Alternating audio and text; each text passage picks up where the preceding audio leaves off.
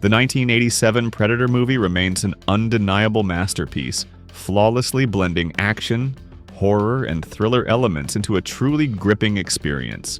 Its exceptional pacing keeps you on the edge, seamlessly transitioning from dark, violent encounters to explosive action sequences, all punctuated by well-placed humor that brilliantly showcases the camaraderie among its phenomenal ensemble cast. Each actor delivers a unique and memorable presence, contributing to the film's immersive atmosphere and the genuine bonds portrayed on screen. Over the decades, this cinematic gem has deservedly achieved a cult classic status, largely thanks to the Predator itself, which has become one of the most iconic and recognizable monsters in film history, solidifying the movie's enduring legacy. In this video, we're diving headfirst into the dense, sweaty jungle of the 1987 film for a deep dive like no other. Get ready to uncover a treasure trove of fun facts that will make you rethink everything you thought you knew about this flick, shocking secrets from the production, and intriguing behind-the-scenes details that reveal just how much sweat, grit, and even a few near disasters went into making this iconic sci-fi action and horror classic. So put your thermal vision goggles on and let's dive in.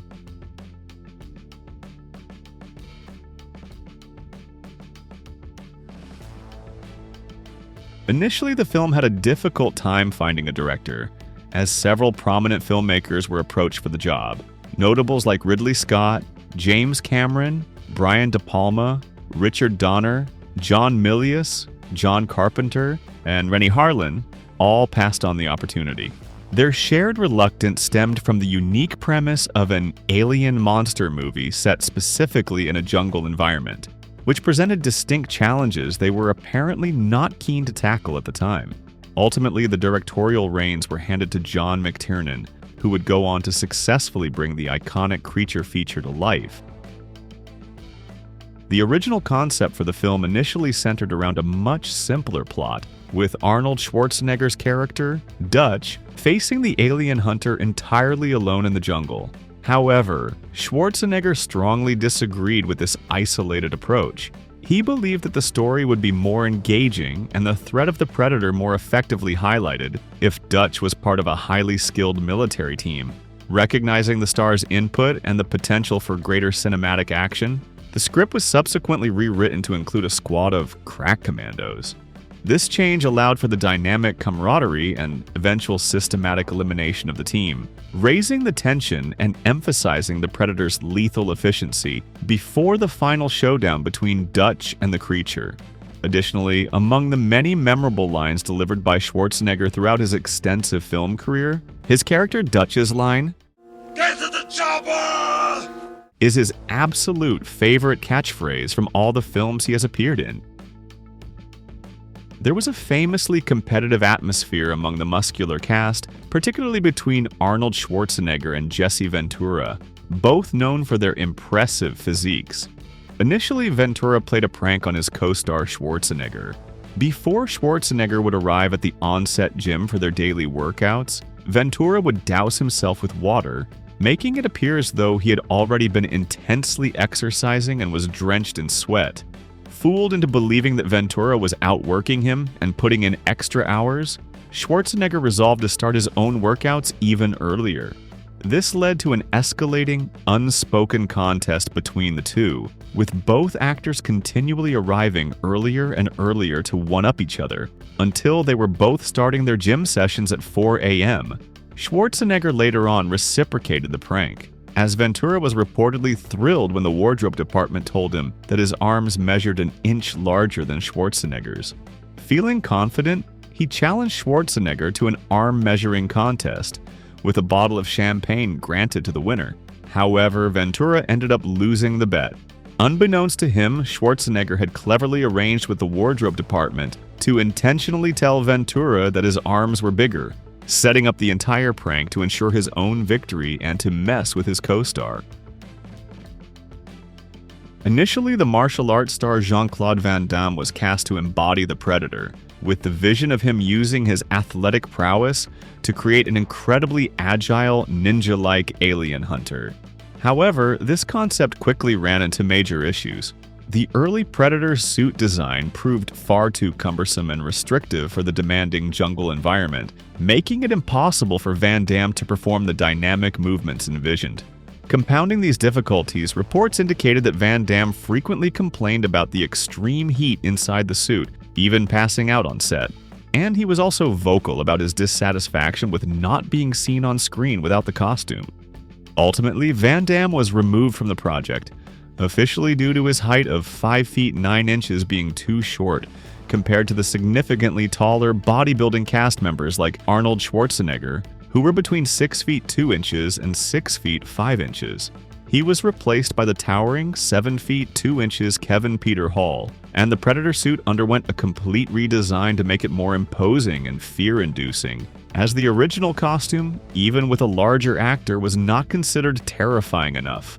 The final suit worn by Hall was also incredibly heavy and restrictive, weighing over 200 pounds. Even though Hall was a very tall and strong individual, simply moving naturally in such a bulky outfit would have been extremely difficult and unrealistic for the creature's agile movements. To enable him to move more believably and perform the necessary action sequences, Hall had to be connected to a bungee rig. This system essentially helped to support and lift some of the suit's immense weight, allowing him the freedom and fluidity of movement required to bring the iconic alien hunter to life on screen. Additionally, the glowing green blood of the Predator, which looks like a thick, luminous version of Mountain Dew, was ingeniously created on set by mixing the fluorescent liquid found inside glow sticks with KY jelly. This blend not only gave the blood its distinct neon green color, but also provided the necessary goopy, viscous texture, making it appear convincingly alien, and allowing it to cling to surfaces in a satisfyingly gruesome way when the creature was wounded.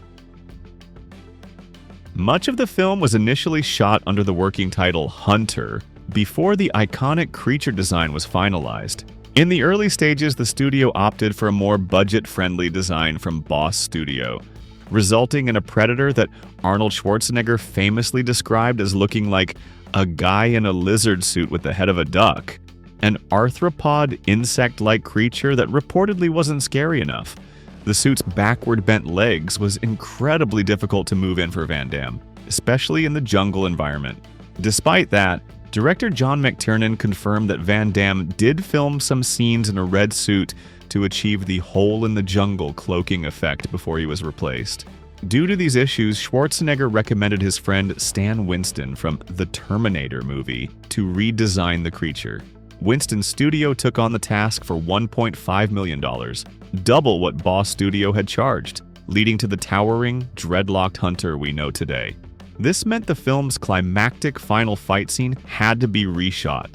The new Predator stood 8.5 feet tall, and while Kevin Peter Hall, at 7 feet 2 inches, took over the role, the heavy and unbalanced costume combined with Hall's inability to see with the mask on led to him accidentally punching Schwarzenegger during their fight sequence. And in a cool nod to his immense effort and physical endurance throughout the demanding shoot, McTiernan gave Hall a small, unmasked cameo at the very end of the film.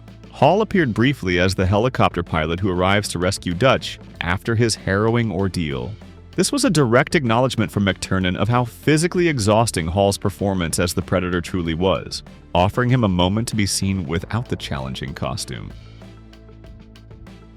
The Predator's iconic, shimmering invisibility cloak effect was a groundbreaking practical effect achieved without the aid of modern CGI. The filmmakers dressed Van Damme in a bright red suit, chosen because red is the opposite color to the green of the jungle and the blue of the sky, making it easiest to digitally isolate.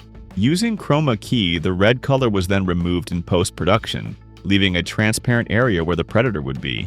To create the distortion, a second take of the exact same scene was filmed without the actor, but with a camera lens that was 30% wider.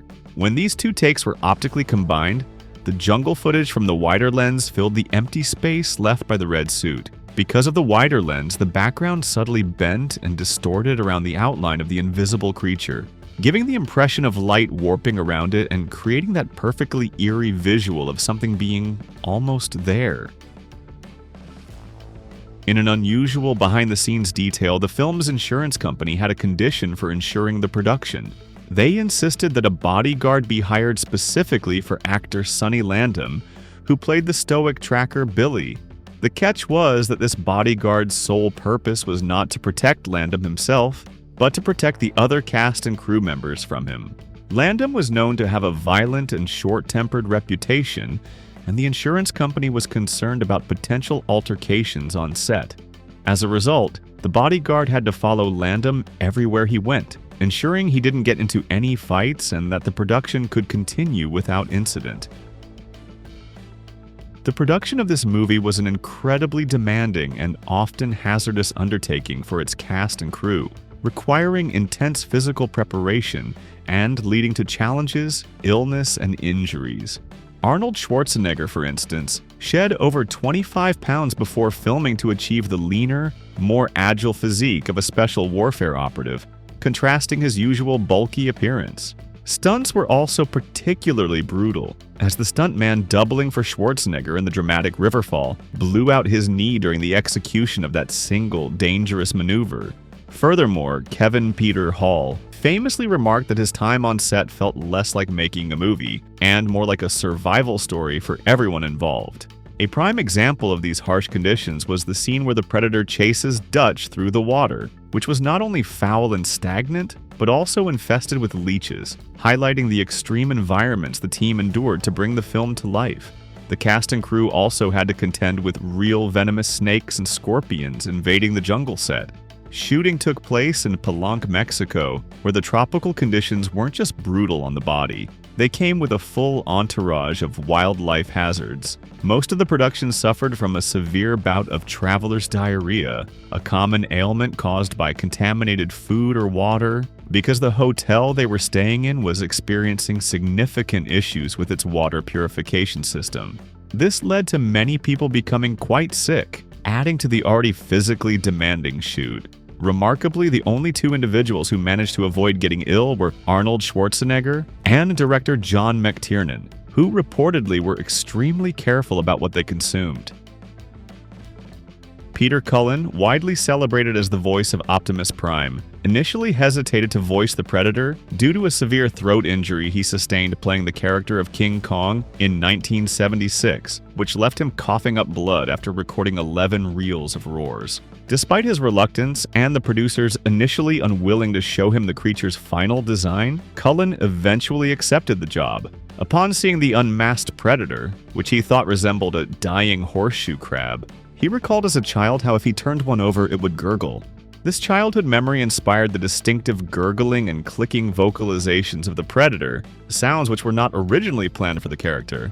Cullen specifically chose these vocalizations because they were less strenuous on his still recovering voice, a testament to his ingenious adaptability as a voice actor under challenging circumstances.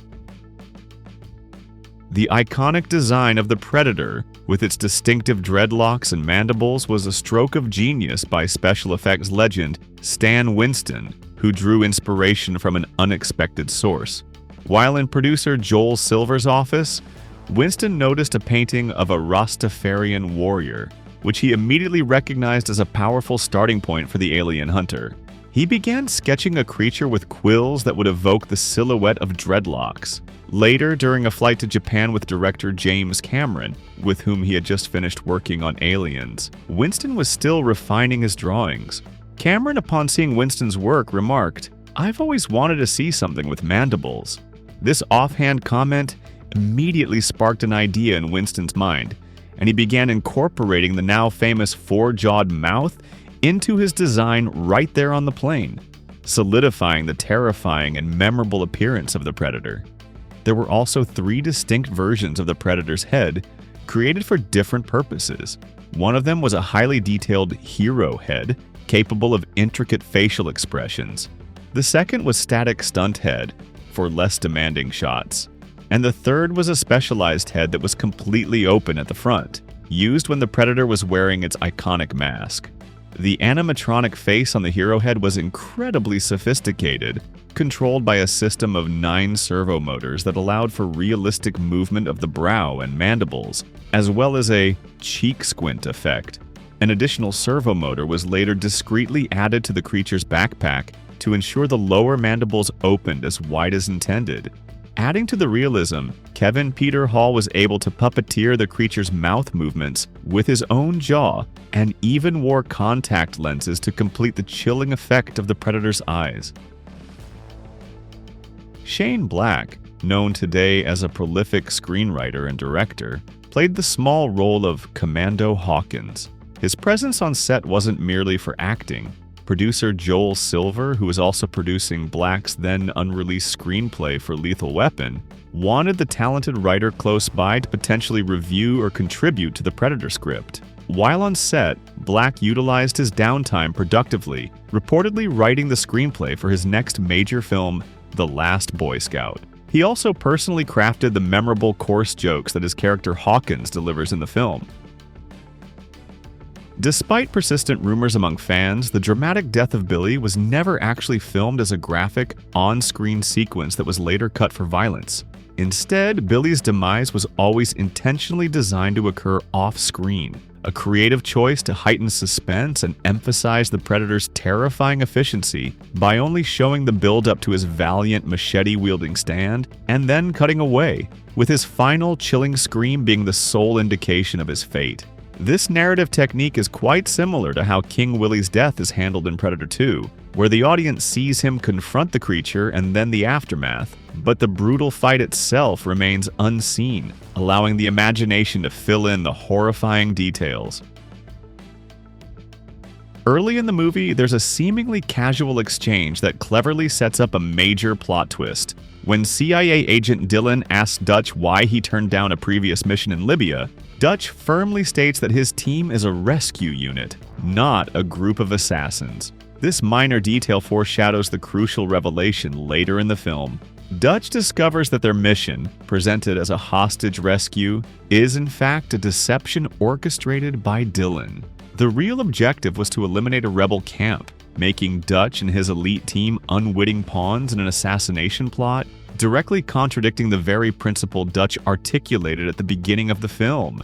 Adding a deeper layer of deception to this, actor Gary Busey, who played the character Peter Keyes in Predator 2, revealed that his character was actually the true orchestrator of the CIA operation that sent Dutch and his team into the Central American jungle. Keyes commissioned this mission, ostensibly to eliminate guerrillas, but this was merely a ploy. His real objective was to use Dutch and his highly skilled team as bait to draw out the formidable predator, which he intended to capture for scientific study. Crucially, Dillon, who was seemingly in charge of the mission, was completely unaware of Keyes' ultimate goal and unknowingly facilitated the entire scheme, also making him and Dutch's team pawns in a much larger secret hunt for the alien creature. And that brings us to the end of this deep dive into the iconic world of Predator. From its groundbreaking practical effects to its unforgettable characters and relentless tension, it's clear why this film continues to be a fan favorite after all these years. So, if you enjoyed peeling back the jungle foliage on this masterpiece, please consider hitting that thumbs up button. And if you want to stay in the loop for more intriguing fun facts and in-depth analyses on your favorite movies, be sure to subscribe and ring that notification bell so you don't miss a single video. Until next time, thanks for watching, stay sharp, and we'll see you in the next one.